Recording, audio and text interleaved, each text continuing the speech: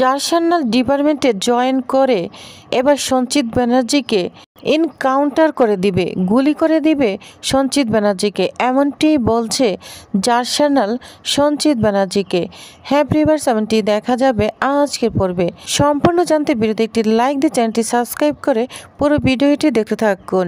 গল্পের শুরুতেই আমরা দেখতে পাবো বেদ তার বৌদি ভাইকে বলছে, বৌদি ভাই তুমি কোনো চিন্তা করো না, অনেক দিন পর এসেছি তো জেল থেকে, কিচ্ছু খাইনি জানো তো, ভালো মন্দ কিচ্ছু খাইনি, বড়লোক বাড়িতে বিয়ে বলে কথা, অনেক কিছু আয়োজন করা হবে, মাছ মাংস অনেক দিন খাইনি, তাই কবজি ডুবিয়ে খাবো, এই আর কি। তখন তার বৌদি বলে, না না তোমাকে দেখে তো এরকম মনে হচ্ছে না, তোমার চোখ মুখ তো এটা বলছে না, আর শোনো তুমি না এই বাড়িতে থাকতে পারবে না, এরকম ডিসিশন নেওয়া হয়েছে। আর সুভদ্রা শোনো, আমার স্বামীকে এটা ভালো মতো বুঝিয়ে দাও। যা শুনে বেদ বলতে থাকে, আচ্ছা আমি এখানে কেন থাকতে পারবো না, কে সিদ্ধান্ত নিয়েছে?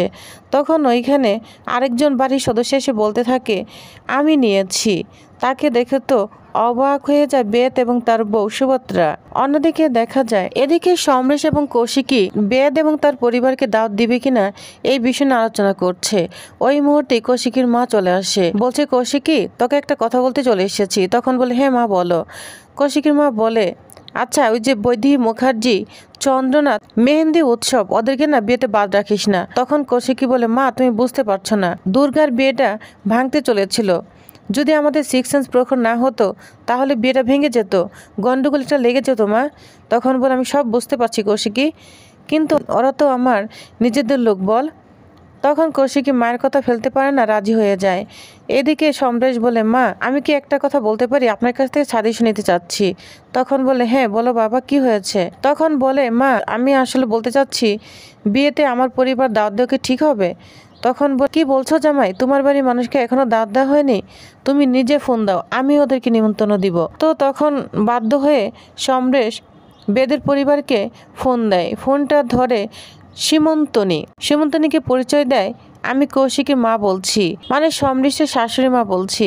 তখন অনেক খুশি হয়ে যায়, বলছে হ্যাঁ হ্যাঁ বলুন। তখন তাদের কাছে ক্ষমা চায় কৌশিকীর মা, বলছে অনেক দেরি হয়ে গিয়েছে, আপনাদের এখনো দাওয়াত দিতে পারিনি বা কার্ড পৌঁছাতে পারিনি, আপনারা কিন্তু সপরিবারে বিয়েতে আসবেন, একদম সকাল থেকে বিদায় পর্যন্ত থাকবেন। যা শুনে সবাই অনেক খুশি হয়ে যায়। তখন বলে, ঠিক আছে মাসিমা, আপনি এতভাবে বলছেন আমরা অবশ্যই আসব। তখন সুভদ্রা বলে, কে ফোন দিয়েছে? সীমন্তনী বলে, সমরেশদার শাশুড়ি মা। যা শুনে অনেক খুশি হয়ে যায়, তখন নিজেই ফোনটা নিয়ে নেয়। সুভদ্রা নিয়ে বলে, মাসিমা আমি আসতে পারবো তো? তখন বলে, কে বলছো তুমি? তখন সুভদ্রা বলে, আমি বেতের বউ বলছি। তা শুনে কৌশিকীর মা বলে, হ্যাঁ হ্যাঁ অবশ্যই আসবে, কেন আসবে না, তোমরা সপরিবারেই আসবে। তো তখন ফোনটা রেখে দেয়। সুভদ্রা অনেক খুশি হয়ে যায়। তখন সীমন্তনী বলে, তোমরা তো এটাই চেয়েছিলে তাই না, যে তোমরা কার্ড পাও? তখন সীমন্তনী বলে, হ্যাঁ হ্যাঁ এটাই তো চেয়েছিলাম। তখন সীমন্তনী এখান থেকে চলে যায়। এদিকে বেদ তার বউ সুভদ্রা অনেক খুশি হয়ে যায়, বলছে এটাই তো চেয়েছিলাম, এখন যা করার এই বেদ করবে। জগদ্ধাত্রী মুখার্জি উর্ফে জার্সান্নাল, এবার তুমি উচিত শিক্ষা পাবে এই বেদের কাছে। এটা বলে দুজন অনেক খুশি হয়ে যায়। অন্যদিকে বৈদেহী উৎসব মিলে খুব একটা দারুণ চাল চলেছে, এটাই বলতে আসছে রাজনাথের কাছে। এদিকে রাজনাথ মহাব্যস্ত দুর্গার বিয়ে নিয়ে, অনেক কার্ড ছাপিয়েছে কিন্তু কার্ডে কোনো নাম ডিস্ট্রিবিউট করেনি, এমনকি হলুদ সিঁদুরের ছাপ কিছুই দেয়নি। তখন বৈদেহীকে বলে, আচ্ছা তোমরা কি করছো, বিয়ে বাড়িতে তোমরা কোনো কাজই করছো না, এই যে এতগুলি কার্ড কেউ নাম লেখেনি, এমনকি হলুদ সিঁদুরের ছাপটা দেওয়া হয়নি। তখন বৈদেহী বলে, আমরা কেন করব, আমাদের তো বিয়ে থেকে দূরে থাকতে বলেছে, তাহলে কেন আমরা করব? আর শুনো, তবু আমি পরিবারের মঙ্গল চিন্তা করি বিধায় একটা কথা জানাতে এসেছি। তখন রাজনাথ বলে, কি হয়েছে? বৈদেহী বলে, শোনো, ওই যে অ্যাডভোকেট মিত্র আবার কিন্তু কেসটা নিয়ে লড়ছে, সঞ্চিত ব্যানার্জি সমরেশকে মেনশন করে দিয়েছে, সমরেশের নাম, বুঝতে পেরেছ? শুধু সমরেশ না, কৌশিকী মুখার্জি এবং তুমি, তোমাদের তিনজনকেই মেনশন করে দিয়েছে, কারণ শুভ মুহূর্তে 50 লক্ষ টাকা এই মুখার্জি পরিবার থেকে দিয়েছে, যেটা সমরেশ চট্টোপাধ্যায় জানতো, এমনকি কৌশিকী মুখার্জি নিজে দিয়েছে এই সিনেমা বানানোর জন্য, বুঝতে পেরেছো? যা শুনে রাজনাথ পুরোই হা হয়ে যায়, বলছে কি বলছো তুমি এসব বাজে কথা? তখন বলে, বাজে কথা নয়, তোমার বিশ্বাস না হয় তুমি নাও ডক্টর মিত্রকে ফোন দাও, তখন ডক্টর মিত্রকে ফোনটা লাগিয়ে দেয় বৈদেহী মুখার্জি। তখন ডক্টর মিত্র ফোনে রাজনাথের সঙ্গে কথা বলতে থাকে। রাজনাথ বলে, বৈদেহী মুখার্জি কি বলছে, এসব কি শোনাচ্ছে আমাকে? তখন অ্যাডভোকেট মিত্র বলে, হ্যাঁ ঠিকই তো হয়েছে, আপনারা সঞ্চিত ব্যানার্জিকে ফাঁসিয়েছেন মুখার্জি পরিবার, তাহলে সঞ্চিত ব্যানার্জি আপনাদেরকে ছেড়ে দিবে? পুরো মহরত অনুষ্ঠান সম্রাট চট্টোপাধ্যায় থেকে শুরু করে কৌশিকী মুখার্জি, জগদ্ধাত্রী সবই জানত, কারণ তাদের পুরনো শত্রুতা রয়েছে সঞ্চিত ব্যানার্জির সাথে। এজন্যই তার বিরুদ্ধে ষড়যন্ত্র করেছে, বুঝতে পেরেছেন? এজন্য সঞ্চিত ব্যানার্জি এবার মুখ খুলে দিয়েছে। এর পিছনে সম্রাট চট্টোপাধ্যায়, কৌশিকী মুখার্জি, জগদ্ধাত্রী সবই জানতো এসব ঘটনা, তাই এবার মুখ খুলেছে, ওদের নাম বলে দিয়েছে। তিনজনকে এবার আইনের আওতায় আনা হবে। যা শুনে রাজনাথ পুরো অবাক হয়ে যায় এবং তার মুখটা একদম ছোট হয়ে যায়। ফোনটা রেখে দেয় অ্যাডভোকেট মিত্র। তখন রাজনাথ বৈদেহীকে বলে, এবার কি হবে বৈদেহী? তখন বৈদেহী বলে, কি আর হবে, দুর্গার বিয়ে তো হবে না, কারণ রাতুলবাবু আর নিবেদিতা মিত্র এসব কথা শুনলে বিয়েটা তো ভেঙে দিবে। কি হবে এবার রাজনাথ? এটা বলে হাসতে থাকে বৈদেহী, বলছে, হ্যাঁ, বিয়েটা তো আগেই ভেঙে যেত, কারণ ওরা এত নির্লজ্জ, এত টাকা পয়সা দেখে না রাজি হয়েছে। এবার কি হবে? এত ক্রিমিনালের কথা শুনে এবার কি তাহলে ছেলের বিয়েতে রাজি হবে? না, বিয়েটা তো এবার ভেঙেই যাবে। এই বলে বৈদেহী খুব হাসতে থাকে। রাজনাথ বলে, তুমি এত নির্লজ্জ, তুমি হাসছো, তোমার হৃদয়ে না কোনো হার্ট নেই, তুমি একটা হার্টলেস মানুষ। যা শুনে বৈদেহী রাগান্বিত হয়ে যায়, বলছে, হ্যাঁ আমি হার্টলেস নই, আমার হার্ট আছে, বুঝতে পেরেছো?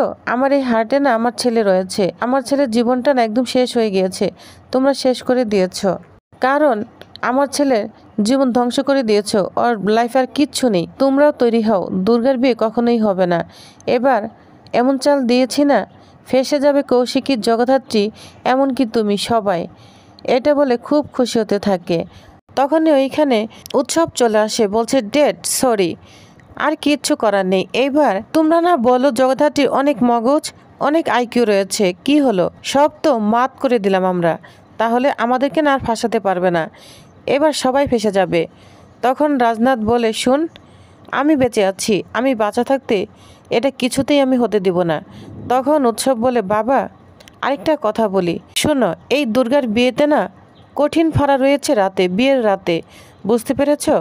তখন রাজনাথ উৎসবের সঙ্গে কোনো কথা না বলে দুর্গা এবং কৌশিকী বলে ডাকতে থাকে। এদিকে দেখা যায় ডিপার্টমেন্টে স্বয়ম্ভু জার্সানাল চলে এসেছে, কারণ এবার জগদ্ধাত্রী আর জগদ্ধাত্রী নয়, সে এবার জার্সানাল রূপে ফিরে এসেছে ডিপার্টমেন্টে। এসেই সরাসরি চলে আসে সঞ্চিত ব্যানার্জির কাছে। সঞ্চিত ব্যানার্জি তো জগদ্ধাত্রীকে এই পোশাকে দেখে অবাক হয়ে যায়, বলছে, জার্সানাল এই পোশাকে? তখন জগদ্ধাত্রী বলে, হ্যাঁ সকালবেলা নিউজ পেয়েছি, আমাকে আবার পুনর্বহাল করা হয়েছে, কারণ আমার পুরনো রিপোর্ট দেখে আমাকে আবার এই পদে নিয়োগ দিয়েছে, অনেক কাঠখড় পোড়াতে হয়েছে। যা শুনে সঞ্চিত বলে, এখানে কেন এসেছেন, আমার কাছে কেন? এটা বললেই জগদ্ধাত্রী একদম কষে চড় মারতে থাকে, বলছে, কি মিথ্যা সাক্ষী দিয়েছেন না? সম্রাট চট্টোপাধ্যায়, কৌশিকী মুখার্জি সবাই জড়িত, আপনাকে ছবি বানানোর জন্য টাকা দিয়েছে, মিথ্যে স্টেটমেন্ট দিয়েছেন না? এই বলে সঞ্চিতকে ইচ্ছা মতো মারতে থাকে। আর তখন বলে, শুন, একদম ইনকাউন্টার করে দিব, বুঝতে পেরেছিস? তখন স্বয়ম্ভু তাকে থামতে বলে। জগদ্ধাত্রী বলে, না, ও মিথ্যে স্টেটমেন্ট দিয়েছে। শুন, লাস্টবারের মতো তোকে বলে দিচ্ছি, তুই যদি আবার মিথ্যে স্টেটমেন্ট দিস না, তাহলে তোকে একদম ইনকাউন্টার করে দিব।